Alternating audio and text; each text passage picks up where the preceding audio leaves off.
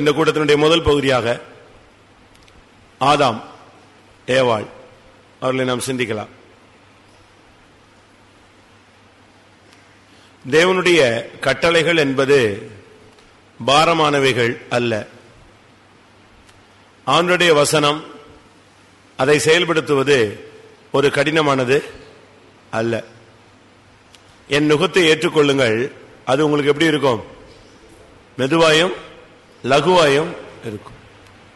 சுமப்பதற்கு அரிய பாரத்தை அவர் நம்மேல் சுமத்துவதும் இல்லை. ஆண்டவருடைய கட்டளைகள் சுலபம், ஆனால் அதை மீறும் பொழுது அதனுடைய தண்டனை கடினம். நல்ல விளங்கிகள். ஆண்டவருடைய கட்டளைகள் சுலபமானது, ஆனால் அந்த சுலபமான கட்டளையை துணிந்து நாம் மீறும் பொழுது நமக்கு வரும் தண்டனை கடினமானது.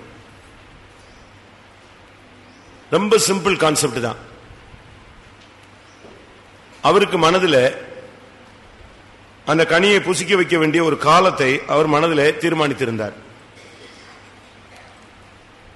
தோட்டத்தில் சகலவித விருட்சங்களின் கனியும் உண்டு. ஆதியாகமம் 2ஆம் அதிகாரம் 16 அவர் அவனோடு முதலாவது பேசும் பொழுது, தேவனாகிய கர்த்தர் மனுஷனை நோக்கி, நீ தோட்டத்தில் உள்ள சகல விருட்சத்தின் கனியையும் புசிக்கவே புசிக்கலாம், ஆனாலும் நன்மை தீமை அறியத்தக்க விருட்சத்தின் கனியை புசிக்க வேண்டாம். அப்படி நீ புசிக்கும் நாளில் நீ சாகவே சாவாய்.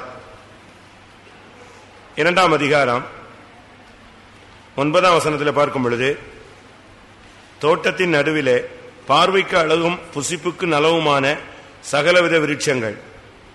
2வது தோட்டத்தின் நடுவிலே ஜீவ விருட்சம். அதற்கு அடுத்து நன்மை தீமை அறியத்தக்க விருட்சம். இப்படி 3 விதமான கனிகள் அங்கே இருந்தது.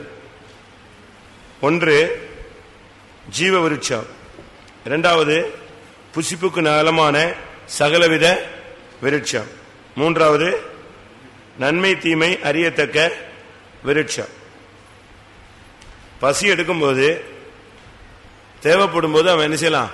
புசிப்புக்கு நலமான விருட்சங்களை புசிச்சுக்கலாம், டேஸ்ட் பண்ணிக்கலாம், சாப்பிட்டுக்கலாம். அடுத்து அவன் ஜீவனோடு இருக்க எதை புசிச்சுக்கலாம்? ஜீவ விருட்சத்தின் கனியையும் புசிச்சுக்கலாம். ஆனா நன்மை தீமை அறியத்தக்க கனியை என்ன செய்யக்கூடாது? புசிக்க கூடாது. அது காலத்துக்கும் புசிக்க கூடாதா? அப்படி அல்ல. இப்ப நம்ம உலகத்தில் பாத்தீங்கன்னா மேஜருங்கிறான், மெச்சூருங்கிறான், அப்படிதானே? இருக்கா இருக்கா இல்லையா? மைனர் மேஜர்னு சொல்றோமா? உலக பிரகாரமா சொத்தை அனுபவிக்கணும்னா அவன் எத்தனை வயசு ஆயிருக்கணும்? மேஜர் ஆயிருக்கணும், அப்படிதானே? மைனர்னா அவனுக்கு ஒரு கார்டியன் போடுறாங்க. அதுபோல இவன் இப்பதான் தோட்டத்தில் உருவாக்கப்பட்டு வைத்திருக்கிறதுனால இவனுக்கு ஒரு வளர்ச்சி வந்து, ஒரு மெச்சூரிட்டி வந்து, தேவன் எதிர்பார்க்கிற அந்த நிறைவு வந்த பிறகு காலங்கள் நிறைவேறும் பொழுது எதை கொடுப்பாரு? நன்மை தீமை அறியாது. இப்ப நீங்க சின்ன பிள்ளைங்க, நீங்க ஏதாவது குடும்ப கதையை பேசிட்டு இருக்கும்போது, என்னதே அப்படிங்க, உனக்கு இங்கே வந்தேன்னு சொல்லி துரத்துறோமா? இல்ல பெரிய பையங்க பேசிட்டு இருக்கும்போது சின்ன பசங்க போய் உள்ள போய் என்னென்னமா ஓடுமா துரத்துவான். ஏன்? அவங்களுக்கு இந்த வயசுல அது தேவையில்லாத சப்ஜெக்ட். அதுபோல கர்த்தர் மனுஷனுக்கு ஜீவ விருட்சத்தின் கனியை கொடுத்தாரு. ஆனா இதை புசிக்கிற நாள்ல ஒரு டைம் இருக்காது, அவருக்கு தெரியும். அதனாலதான் டெய்லி வந்து பார்த்துட்டு இருக்காரு, இவன் அந்த வளர்ச்சிக்கு வந்துட்டானா, அந்த வளர்ச்சி அவனுக்குள்ள வந்துருச்சா, அந்த growth வந்துருச்சாங்கிறத பாக்குறதுக்கு தான் டெய்லி யார் வரா? விசிட்டிங் இவர் வர்றார். பரலோகத்தை விட்டு இறங்கி வந்து இவன் எப்படி இருக்கான், இவன் கை வளர்ந்துருச்சா கால் வளர்ந்துருச்சான்னு பார்க்க வரல, இவன் கண்ணெல்லாம் நல்லா இருக்கா அப்படிலாம் பார்க்க வரல. எது பார்க்க வந்தாரு?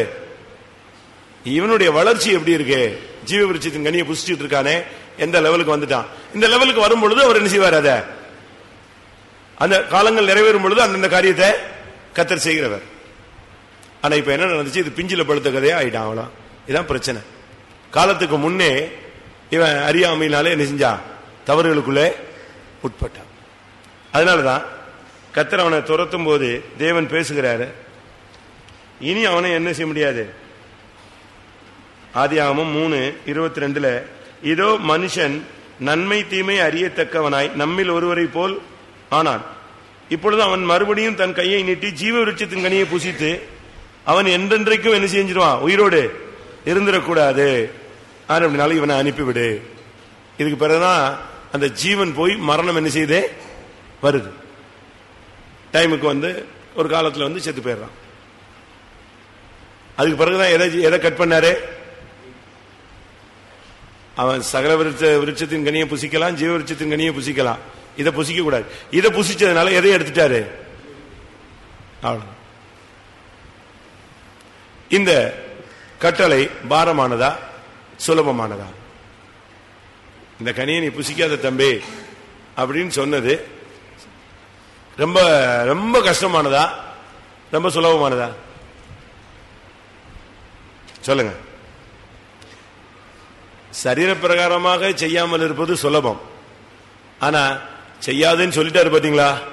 இந்த ஒரு குரூப் பசங்க இருக்காங்க, பிள்ளைங்க வீட்டுல, இதை செய்யாதன்னா ஏன் அதை செய்யற வரைக்கும் என்ன செஞ்சிட்டே இருப்பான், ட்ரை பண்ணிட்டே இருப்பான்.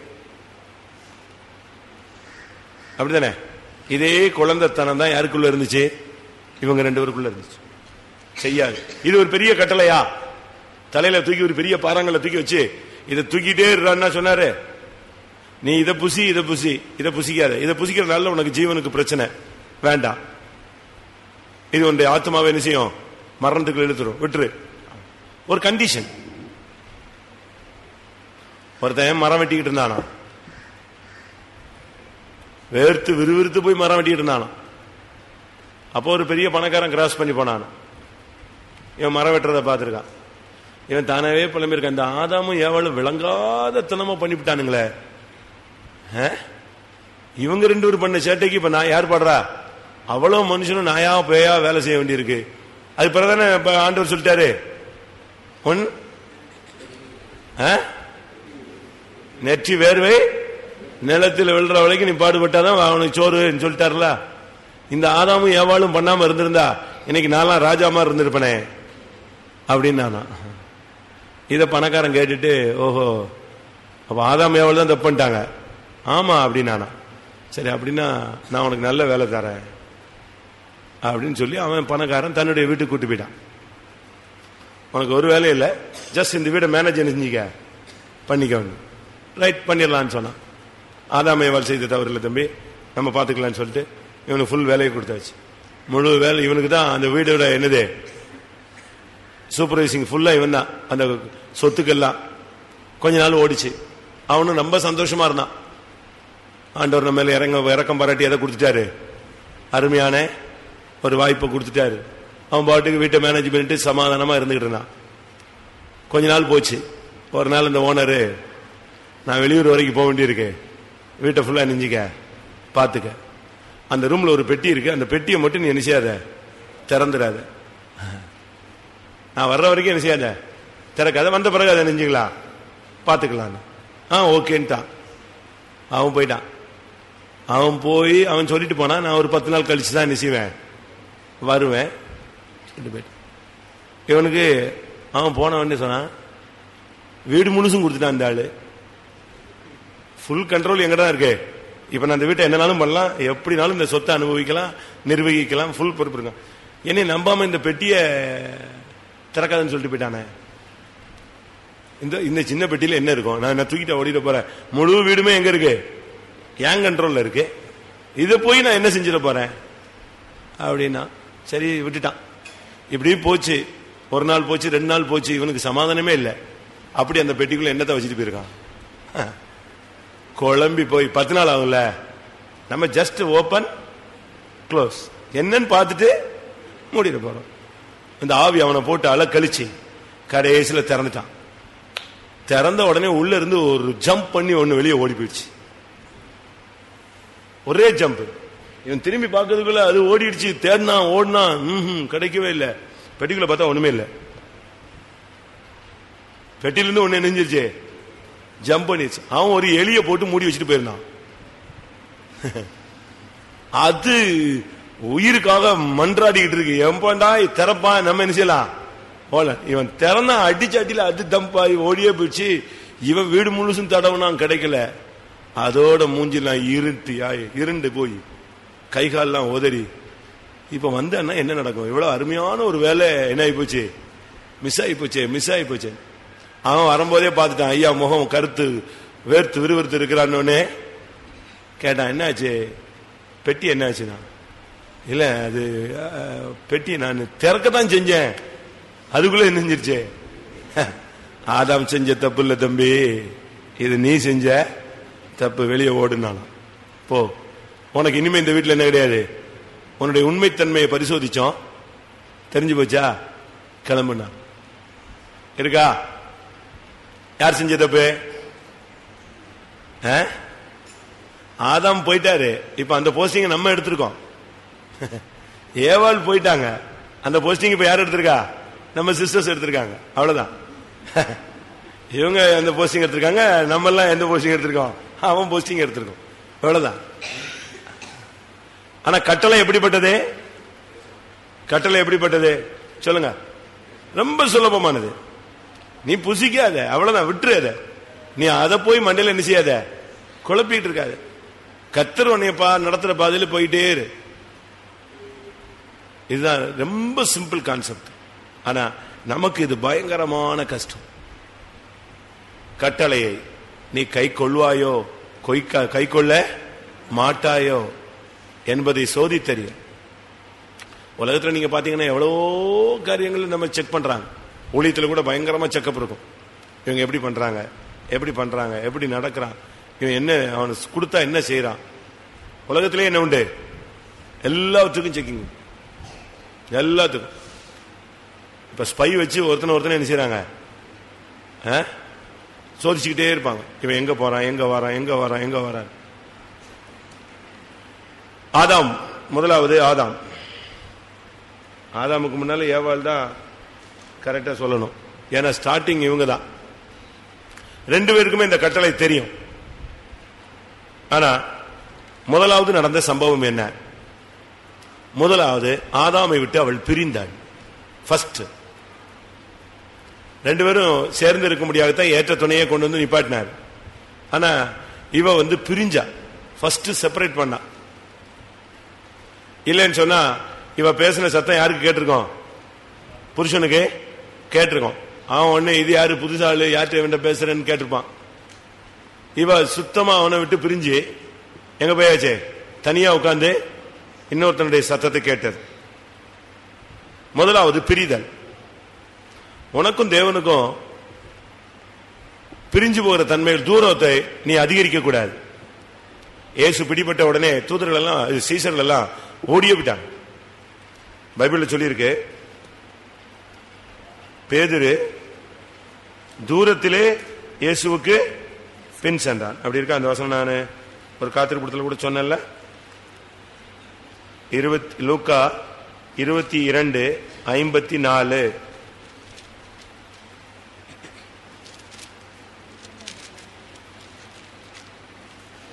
அவர்கள் அவரை பிடித்த பின்பு பிரதான ஆசாரியனுடைய வீட்டில் கொண்டு போய் விட்டார்கள்.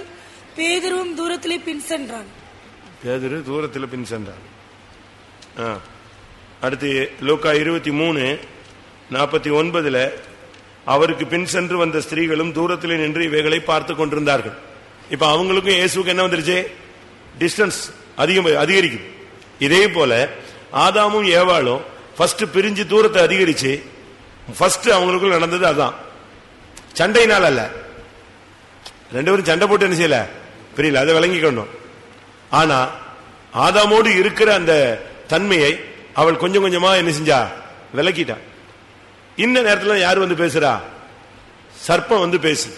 உன்கிட்ட பேசுறது யாருன்னு பார்க்கணும். மனுஷன் தான் பேசுவான். ஆனா மனுஷனுக்குள்ள இருந்து யாரு பேசுறா? வஞ்சிக்கிற மாதிரி பேசுறாங்களா, ஏமாத்துற மாதிரி பேசுறாங்களா, உன்னுடைய விழுகைக்கு பேசுறாங்களா, உன்னுடைய நன்மைக்கு பேசுறாங்களா, உன்னுடைய பக்தி விருத்திக்கு பேசுறாங்களா, உன்னுடைய தோல்விக்கு பேசுறாங்களாங்கிறத நீ என்ன செய்யணும்? கண்டுபிடிக்கணும். பேசுறது பிரதர் தான், ஆனா உள்ள சர்ப்பம் இருக்கா?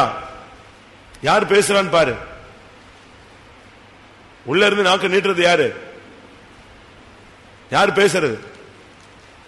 நம்மில் அநேகருக்கு பிசாசின் சத்தம் என்ன, தேவனுடைய சத்தம் என்னங்கிறது என்ன செய்யல, தெரியல. அது ஒரு டிசைனிங் ஸ்பிரிட், அதாவது பகுத்தறிவின் ஆவி வேணும். என்ன ஆடுகள் என் சத்தத்துக்கு செவி கொடுக்கும், அந்நியனுடைய சத்தத்துக்கு என்ன செய்யாது, செவி கூடாது.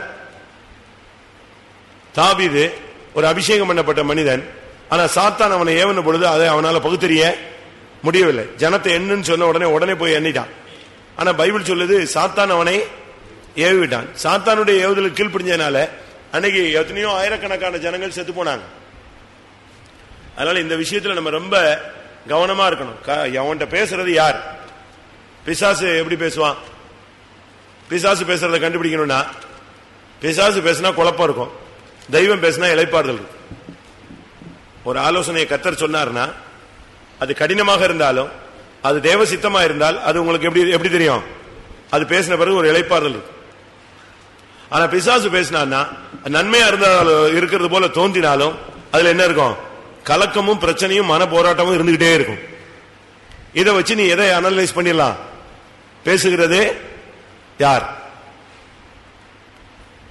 யோபுல சொல்லியிருக்கு, ஒரு ஆவி என் முன்னால் கலந்து போயிற்று, என் மயிர்கள் எல்லாம் கூச்சு என்ன ஆயிடுச்சு, மயிர் கூச்சி எறிந்தது. ஆனா பார்த்தா கடைசியில பார்த்தா கர்த்தர் அதுல இருந்து பேசினார். இவன் நினைச்சது என்னது? பிசாசு. படகுல இயேசு சீசர்கள் தத்தளித்துக் கொண்டிருக்கும் பொழுது இயேசு வர்றாரு. இயேசுவை பார்த்து அவ்வளவு என்ன சொன்னான்? ஆவேசம் என்ன? ஆவேசம் என்ன? பிசாசு. யோபு 4ஆம் அதிகாரம் 15ஆம் வசனத்துல, ஒரு ஆவி என் முகத்துக்கு முன்பாக கடந்தது, என் உடலின் மயிர் சிலிர்த்தது, ஒரு உரு போல என் கண்களுக்கு முன் நின்றது, ஆனால் ரூபம் விளங்கவில்லை. அதுல இருந்து பேசினது யாரு? தேவன். நமக்கு இப்போ தேவன் யாரு பிசாசு யாருன்னு என்ன செய்யல, கண்டுபிடிக்க தெரியல. நம்மளுக்கு கர்த்தர் பேசினாலே பயப்படுறான். நீங்க தேவ சத்தம் கேட்டிருக்கீங்களா? ஒன்று பிரிதல், இரண்டாவது பிசாசோடு பேசுதல். பிசாசு உட்கார்ந்து பேசிட்டு இருக்கீங்களா? இன்னைக்கு பிசாசு டைரக்டரா பேசுற காலம். இன்றைய காலகட்டத்தில் அநேகர் பாருங்க, ஒரு சத்தம் என் காதுல கேட்குதுன்னு சொல்றாங்களே, என்ன சத்தம்? யார் சத்தம்? ஒரு காலேஜில் ஒர்க் பண்ற லேப் அசிஸ்டன்ட் அங்க வேலை பார்க்கிற பிள்ளைகள் மூலமா ரட்சிக்கப்பட்டான இயேசுவை பத்தி ஓரளவு தெரிஞ்சுக்கிட்டா.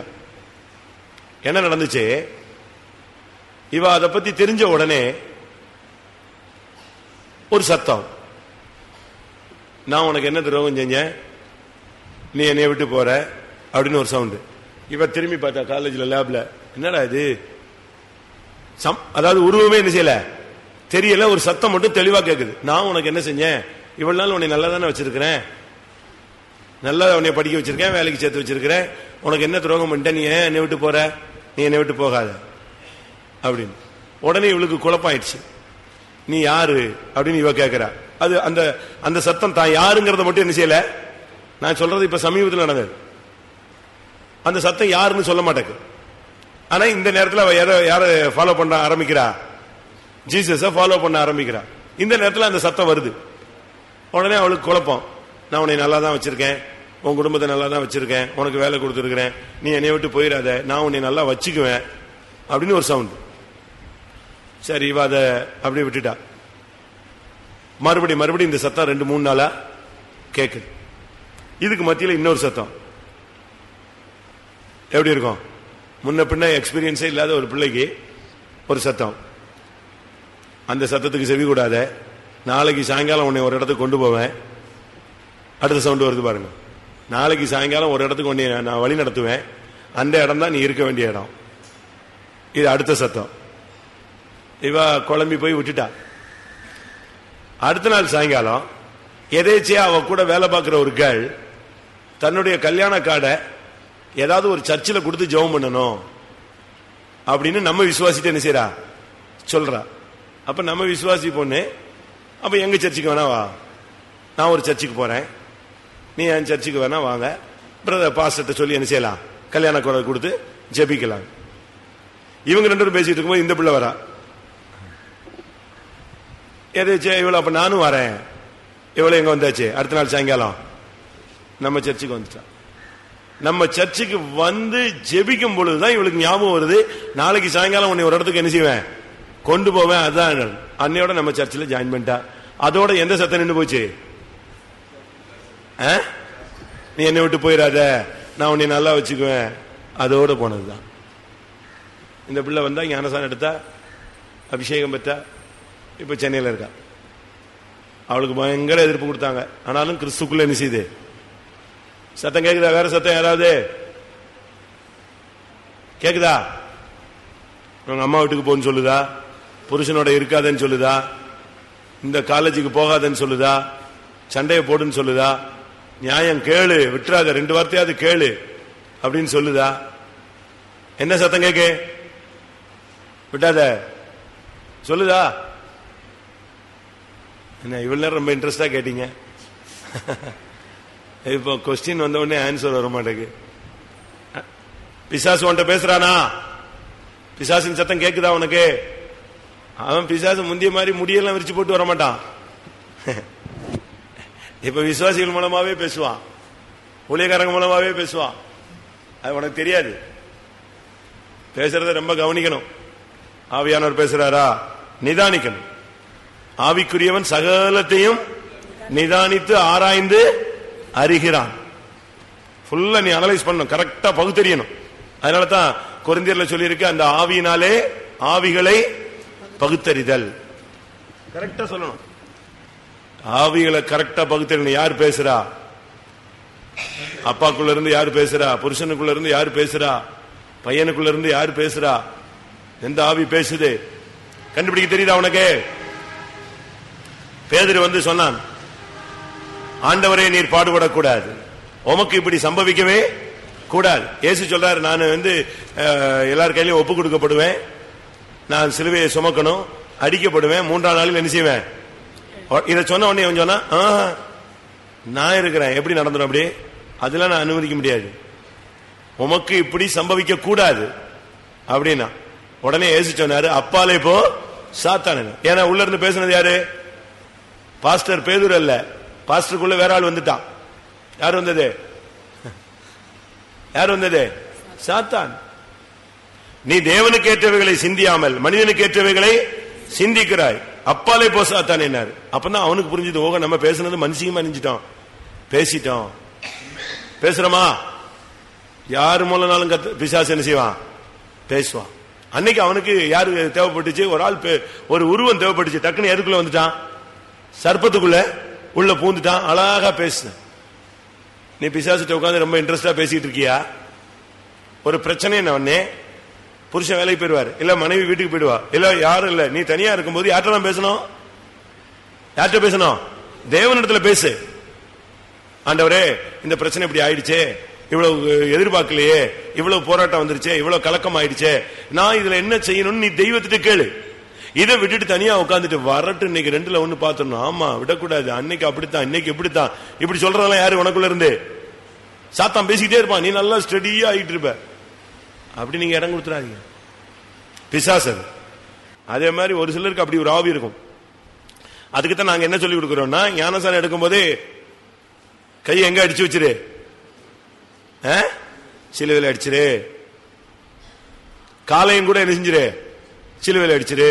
ஊர் சுத்தாத, அங்க போகாத, அவசியம் இல்லாத இடங்களுக்கெல்லாம் போகாத, ஓடி ஓடி வீட்டுக்கு ஓடாத, புருஷனை விட்டுட்டு பிள்ளைகளை விட்டுட்டு அம்மா அம்மா விடு அம்மா விடுன்னு ஓடாத.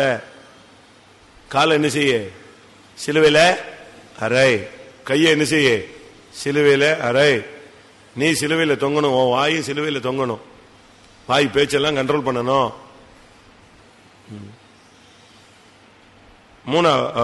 இரண்டாவது பிசாசோடு பேசுதல். மூணாவது அவனுடைய சத்தத்தை கேட்டல், கீழ்ப்படிதல். அவன் சொன்னா, இந்த கனியை புசிக்கும் நாளில் நீ தேவனை போல மாறுவ. நல்ல உபதேசம் இல்லையா? இப்ப நம்ம உபதேசம்னா, நீ பரலோகம் போக மாட்ட, நீ சீயோன் போக மாட்ட, எருசலேம் போக மாட்ட, நீ பரிசுத்தமா இருந்தாதான் நீ போவ, நகையை கலத்தினாதான் நீ போக முடியும், மீசை எடுத்தாதான் போக முடியும், போட்டுன்னு சொல்றோம். அங்க ஏஜ்ல ஒண்ணுமே கிடையாது, நீ எல்லாம் போட்டுக்கோ, கர்த்தர் உண்மையில் இரக்கமா இருப்பார், மன உருக்கமா இருப்பார். இப்படியே நாம் சீயோனை சென்று அடையணும்னே அங்க உள்ளவங்க அல்லேலூயா அல்லேலூயாமா எல்லாம் அப்படித்தானே ஓடுது. அந்த பிரசங்கத்தினுடைய தீம் என்ன புரிஞ்சுக்கிட்டியா? 2 பிரசங்கம். ஒரு ஆள் என்ன பிரசங்கம் பண்ணா? சாத்தான் என்ன பிரசங்கம் பண்ணா? நீ அந்த கனியை புசிக்கும் நாளில் தேவனை போல மாறுவாய். கர்த்தருடைய பிரசங்கம் என்னது? நீ அதை புசிக்கும் நாளில் எது நல்லா இருக்கு, எது மோசமா இருக்கு, எது நல்ல பிரசங்கம்? பிசாசின் பிரசங்கம் தான் அருமையா இருக்கு. அழகான ஒரு கோரஸ், அருமையான ஒரு மியூசிக், அருமையா கோட் ஷூட் போட்டு அட்டகாசமா டான்ஸ் பண்ணி பிரசங்கம் ஓடி ஜனங்கள் எல்லாம் அப்படி ஃபுல்லா இறங்கி விழுந்துடுறான். நம்ம அப்படி இல்லை. போதக சிக்ஷையே ஜீவ வழி. இவனை உட்கார வச்சு ஆபரேஷன் பண்ணி அவனை ஒரு வழி ஆக்கி அவன் எல்லாத்துக்கும் சிந்திச்சதுக்கு, நினைச்சதுக்கு, உட்கார்ந்ததுக்கு, எழும்புனதுக்கு எல்லாத்துக்கும் அறிக்கை செஞ்சு, இயேசுவே எப்படியாயினும் நான் எங்க ஆயிடணும், பரிசுத்தமாயி உம்மை வந்து சந்திச்சிடணும். இது ரொம்ப கஷ்டம், இது ரொம்ப கஷ்டம். ஆனா அவங்க அப்படி இல்ல, அது பாட்டுக்கு நீ பாட்டுக்கு அல்லேலூயா போட்டு போயிட்டே இருக்கலாம். பைபிள்ல நம்ம வச்சிருக்கிறது 66 புஸ்தகம், மற்றவங்க வச்சிருக்கிறது இன்னும் கொஞ்சம் அதிகமா வச்சிருக்கான். தள்ளுபடி ஆகமம் 1 மக்கபே, 2 மக்கபே, யூதித், தொபியா, ஞானாகமம், சீராக்காகமம், இப்படிலாம் மற்ற பைபிள்ல ஆர்சி பைபிள்ல இருக்கு. அதுல என்ன சொல்லுது? வியாதிப்பட்டால் போதகரிடத்தில் ஜெபமும் பண்ணு, மருத்துவரையும் அண்டிக்கொள். அப்படித்தானே சொல்லுது. படிச்சிருக்கீங்களா? அதனாலதான் இது சரியான பைபிள் இல்லைன்னு சொல்லி யாரு எதிர்த்தது? மார்ட்டின் லூத்தர் எதிர்த்தார். விசுவாசத்தினால் நீதிமான் பிழைப்பான்னு சொல்லிட்டு மருத்துவரை போனா அது என்ன அர்த்தம்? இது தப்புன்னார். அன்னைக்கு தான் அது தள்ளுபடியாகமா தள்ளப்பட்டு விட்டது, ஒதுங்கிடுச்சு. நமக்கு நம்மள சத்தியம் தெரியணும், சத்தம் கேட்கணும், தேவ சத்தம் கேட்கணும். பிசாசின் சத்தத்தை கேட்டு அதுக்கு கீழ்ப்படிய கூடாது. அப்படி அந்த சத்தம் கேட்குதுன்னா உடனே நீ இயேசுவின் நாமத்துல போ சாத்தானேன்னு சொல்லு. பரிசுத்தத்துக்கு மாறான எண்ணங்கள் வரும் பொழுது உடனே என்ன செய்? ஒரு பாஸ்டர் சொன்னாரு, என்னால எண்ணங்களை கண்ட்ரோல் பண்ணவே முடியல, நான் எப்படி பண்றது, அதை ஜெயிக்கிறது அப்படின்னு போய் ஒரு மலையில உட்கார்ந்து ஜெபிச்சாராம். பேர் சொல்ல விரும்பல. அவர் சின்ன வயசுல ஊழியத்துக்கு வந்துட்டாரு. ஆனாலும் மனப்போராட்டங்கள். ஒரு மலையில போய் உட்கார்ந்து, ஆண்டவர் எண்ணங்களை ஜெயிக்கிறதுக்கு ஏதாவது வழி சொல்லுங்க. எண்ணங்களை, கிறிஸ்துவ அறிகிற அறிவுக்கு விரோதமாக எழும்புகிற எண்ணங்களை, எல்லா எண்ணங்களையும் நாங்கள் சிறைப்படுத்துறோம். எப்படி பண்றது சொல்லித்தாங்க. போய் உட்கார்ந்து ஒரு மலையில சாயங்காலம் வரைக்கும் ஜெபிச்சாராம். திருப்பி வந்தாலும் அதே போராட்டம் தானா. என்ன, திருப்பி அடுத்த நாள் போய் உட்கார்ந்தாராம். கர்த்தாவே எனக்கு வந்து விடுதலை இல்லாம இறங்கி வர மாட்டேன். அப்ப ஆண்டவர் சொன்னாராம், 2 ஆயுதம், 2 எப்பொழுதும் உன் வாயில இருபுறம் கருக்குள்ள பட்டயத்தை வை. அது உன் சிந்தையை கிளியர் பண்ணிக்கிட்டே வரும். 1 ஸ்தோத்திரம், துதி, 2வது இயேசுவின் ரத்தம், ஜெயம். இந்த 2ஐயும் நீ யூஸ் பண்ணிட்டே இரு. உன் மைண்ட்ல ஓடிட்டே இருக்கட்டும். உன் எண்ணங்கள் தூய்மை ஆகுதா இல்லையா பார். அன்னையில இருந்து அவருக்கு எண்ணங்கள் என்ன கிடைச்சது? விடுதலை கிடைச்சது. மைண்ட ஃப்ரெஷ்ஷா மாத்திட்டார். உனக்கு சத்தத்தை கேட்டு அதுக்கு அது உடனே புரியும் இது பிசாசுன்னு. உடனே இயேசுவின் நாமத்துல போ சாத்தானை துரத்தணும். அப்படி துரத்தும் போதுதான் நீ தப்பிடுவ. சரி, இப்ப சாத்தான் வந்து பேசுறான். தேவன் சொன்ன உபதேசத்துக்கு மாறா ஒரு கட்டளை அவன் கொடுக்கறான்னா உனக்கு யோசிக்கிற சக்தி இல்லையா? சொல்லுங்க, யோசிக்கலாம்ல. இப்ப நம்ம ஒரு சில காரியங்களை ஒருத்தர் வந்து சொன்னா நான் யோசிச்சு சொல்றேங்க, அப்படி சொல்றீங்களா இல்லையா? சொல்ல மாட்டீங்களோ? சொல்லுவீங்களா? மனுஷன் தானே, யோசிச்சு சொல்றோம். இல்ல நான் யார்ட்டாவது விசாரிக்கிறேனே, பாப்பமே அது எப்படி, அது சரியா வருமானு தெரியலையே. இந்த பிசினஸ் மேன்லாம் சாதாரணமா நினைச்ச மாட்டான், பிடிய கொடுக்க மாட்டாங்க. சரி பார்க்கலாம் பார்க்கலாம் பார்க்கலாம் அப்படிதான் சொல்லுவான்.